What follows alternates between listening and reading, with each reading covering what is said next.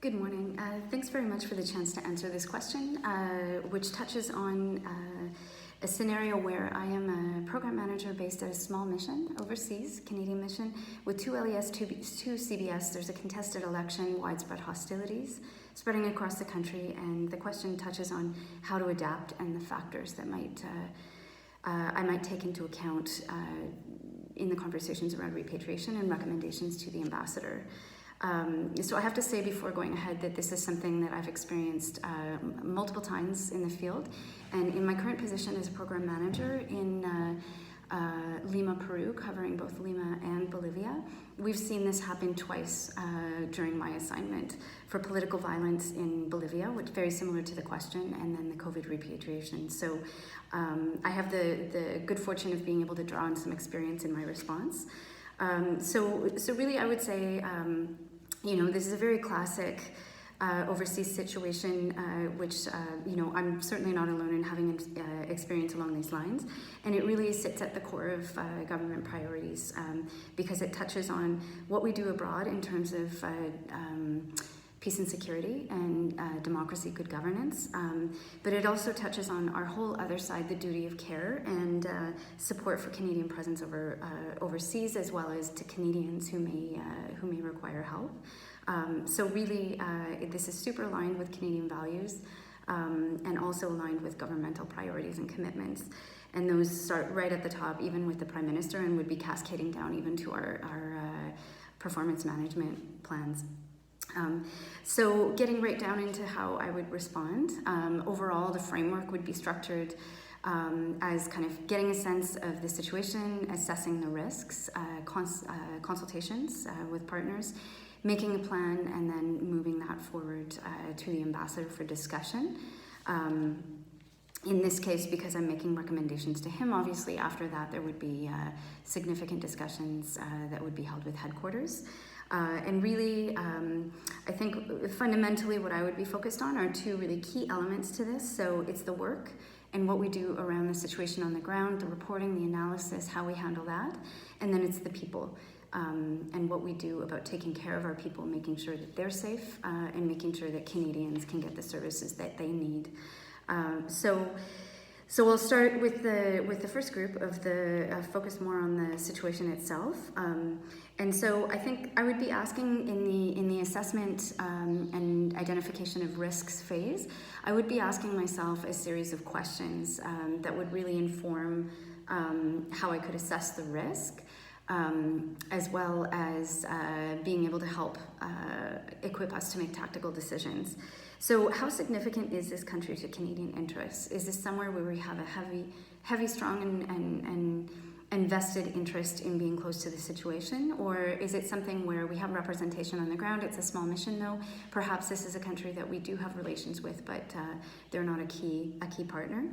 And that might help determine a little bit what our footprint would need to be as the situation unfolded, depending on how that were to occur. I think we need to really look at, through Canada's position on certain things, including possibly this election in particular, are we a target? Is Canada a target?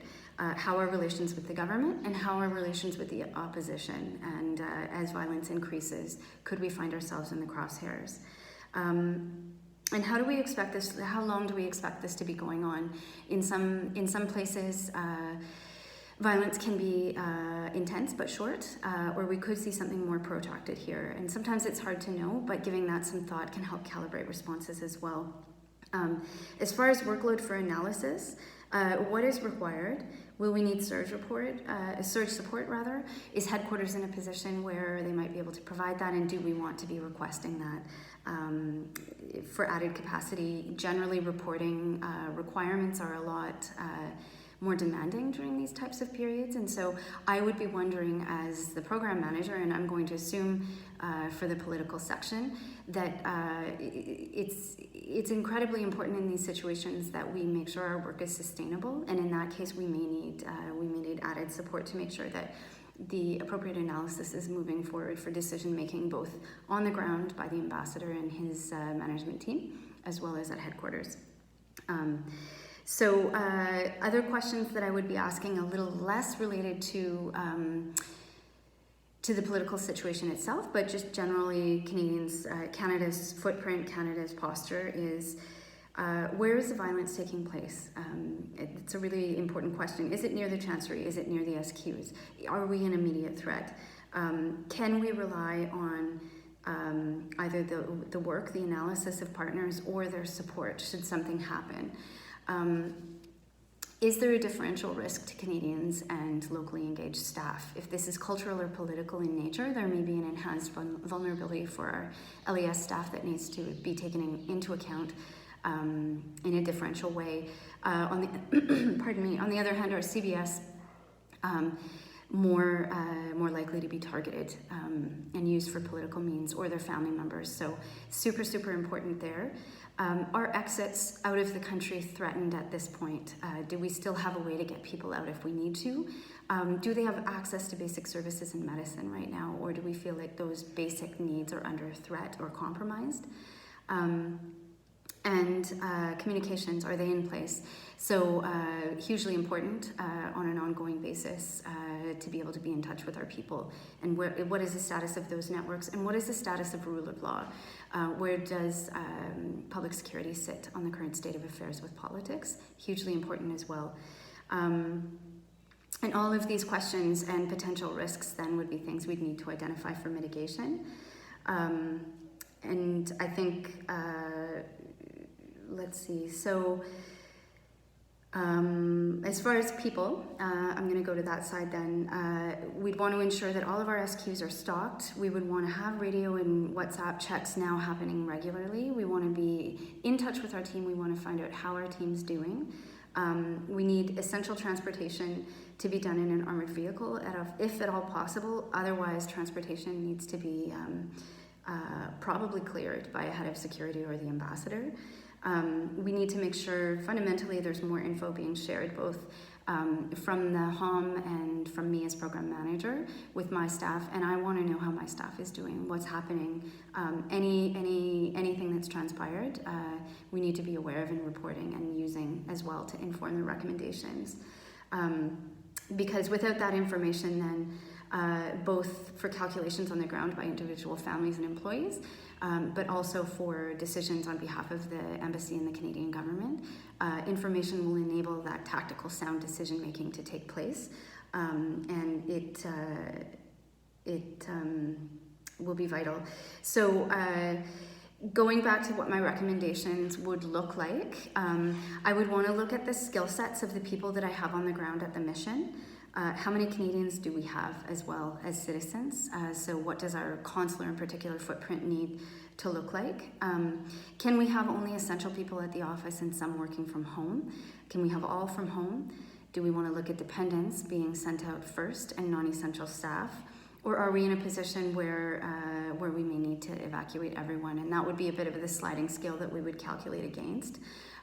Hugely important in this case would be reaching out around town, finding out what the posture of other like-mindeds is, and what their staff are experiencing, what their assessments are of the situation on the ground. Our development partners, I think, civil society folks, in this case can be hugely helpful. They tend to live in different parts of the city and the country, and so we could use that network and leverage the information that they can provide to us.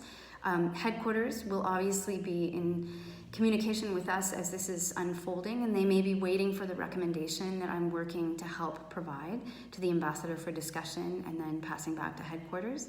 But in the meantime, there's certainly a source of information and guidance on how the department has responded to these situations in the past. So all of those things would inform what I moved forward, and I really think that it would need to be staged, and I would recommend to the ambassador that as things move forward, we watch very closely, we draw on accurate information, and take decisions in the best interests of our staff and our operations and assets, but always people first. So I think the tension between business continuity and employee safety and security is something that the Foreign Service will face time and time again. And based on the experience, as I mentioned at the beginning, I feel like I'm well placed to engage in this hypothetical situation and to apply those skills moving forward in my career. Thank you.